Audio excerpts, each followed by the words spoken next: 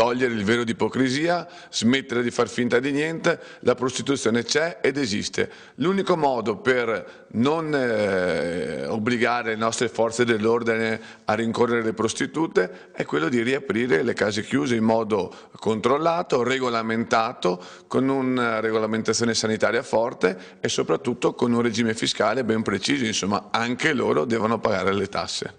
Si riapre così il dibattito sulle case chiuse in una cittadina esasperata dalla prostituzione notturna. Il terraglio è letteralmente preso d'assalto dalla malavita che vive dei proventi del sesso da strada. Le stesse prostitute, dopo numerose denunce e controlli, hanno danneggiato per vendetta alcune pompe di benzina di un distributore esso a Mogliano Veneto che le donne utilizzavano come punto di ritrovo serale. Da qui il sindaco decide la linea dura e schiera la polizia locale. Vigili lungo il terraglio tutti i giorni dalle 23 alle 5 del mattino per 3 mesi. Presenza continua di vigili che andranno a fare cosa? Andranno a sanzionare le prostitute ma anche i clienti. Questa è la soluzione che noi abbiamo in questo periodo: 500 euro per il cliente e 200 euro per le prostitute. Le ronde potranno aiutare?